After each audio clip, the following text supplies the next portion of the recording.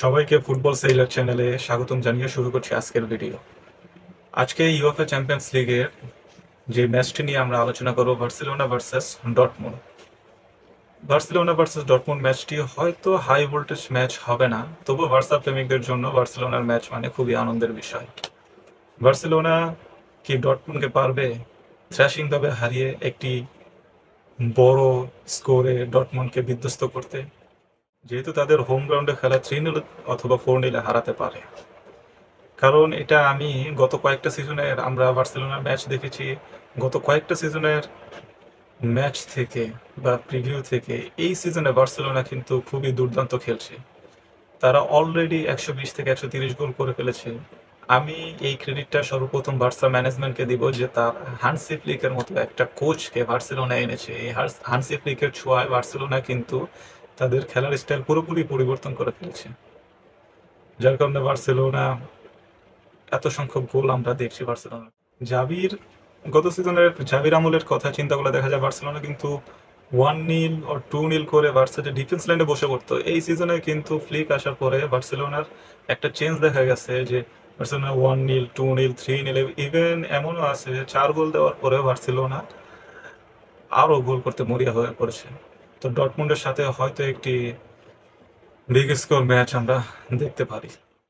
Champions লিগের group পর্বে কিন্তু আমরা অলরেডি বার্সেলোনা ভার্সেস ডর্টমুন্ডের একটি ম্যাচ দেখে ফেলেছি, যেখানে বার্সেলোনা 3-2-তে কামব্যাক করে ম্যাচটি জয়লাভ করেছিল। এখন যদি ডর্টমুন্ড চিন্তা করে, ডর্টমুন্ডের বিষয়ে যদি আমরা আসি, ডর্টমুন্ড যদি চিন্তা করে যে আমরা বার্সাকে গেম কন্ট্রোল করে হারাবো, এটা হবে ডর্টমুন্ডের জন্য সবচেয়ে বড় একটি ভুল। কারণ বার্সার বিডের সাথে গেম কন্ট্রোল করে ম্যাচ জিতা খুবই টাফ হয়ে যাবে ডর্টমুন্ডের জন্য।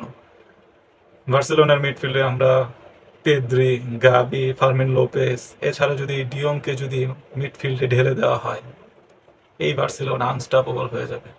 এছাড়া বার্সার স্ট্রাইকিং লাইনে লামিন ইয়ামাল, লিওয়ান্ডস্কি, ফারান টোরেস এবং রাফিনহা তো আছে। তবে রাফিনহাকে নিয়ে যে ড্রামা চলছে আর্জেন্টিনার ম্যাচের পর, রাফিনহা কিছুটা হয়তো ক্ষুব্ধ অবস্থায় আছে। কারণ গত ম্যাচে আমরা রিয়াল বেটিসের সাথে যেই বার্সেলোনার ম্যাচ দেখেছি, রাফিনহা হয়তো খুশি ছিল না। তবে আমরা আশা করি রাফিনহা হয়তো কামব্যাক করবে, কারণ সে চ্যাম্পিয়ন্স লিগের এখন টপ স্কোরারের মধ্যে আছে।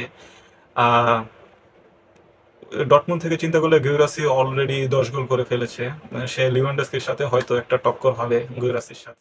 আশা করি বার্সেলোনা কমফোর্টেবলি ম্যাচটি জিতবে। তবে বার্সেলোনার ক্ষেত্রে একটি ভয় আছে, যে ডর্টমুন্ড একটা দিক দিয়ে আমি মনে করি যে ডর্টমুন্ড বার্সাকে ভয় দেখাতে পারবে, সেটা হলো বার্সেলোনার হাই লাইন ডিফেন্স।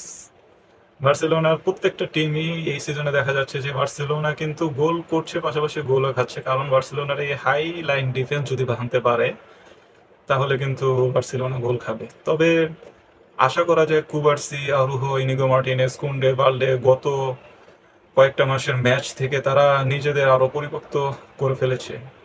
দেখা যাক কি হয়। আডেমি, গিউরাসি তারা কিভাবে কাউন্টার অ্যাটাক করে বার্সেলোনার হাই ডিফেন্স ভাঙতে পারে। বার্সেলোনার একটাই নেগেটিভিটি, যে বার্সেলোনার হাইলাইন ডিফেন্সে ডর্টমুন্ড বারবার কাউন্টার অ্যাটাকে হানা দিবে। যদি 10টা চান্সের ভিতরে 2টাও কাজে লাগাতে পারে, তাহলে এটা বার্সেলোনার জন্য একটা বড় ধরনের বিপদ হতে পারে। পরিশেষে বলা যায় বার্সেলোনাকে ডর্টমুন্ডের সাথে ম্যাচটি জিততে হলে আরও ক্লিনিক্যালভাবে খেলতে হবে। কারণ রিয়াল বেটিসের সাথে তারা যে চান্সগুলো মিস করেছিল, সেগুলো যদি ক্লিনিক্যালভাবে ফিনিশিং করতে পারতো, হয়তো আমরা রিয়াল বেটিসের সাথে 4 থেকে 5টা গোল হয়তো দেখতে পারতাম। তো আশা করা যায় বার্সেলোনা ডর্টমুন্ডের সাথে ম্যাচটি ঠিকঠাকভাবেই খেলবে, একটি বড় জয়ে আশাই করা যায়। তবে আমরা যারা বার্সেলোনা ফ্যান আছি, খুব বেশি করে আশা করি যেন বার্সেলোনা প্রথম লিগের ম্যাচটিতে নিজেদের হোম গ্রাউন্ডে ডর্টমুন্ডকে এমনভাবে বিধ্বস্ত করবে যেন ডর্টমুন্ড সেকেন্ড লেগে আর কামব্যাক করতে না পারে। কারণ গত 10 বছর ধরে বার্সেলোনা চ্যাম্পিয়ন্স লিগের একটি ট্রফিও তাদের নিজেদের ঘরে আনতে পারেনি। তো আশা করা যায় এইবার বার্সেলোনা ট্রেবল জিতবে।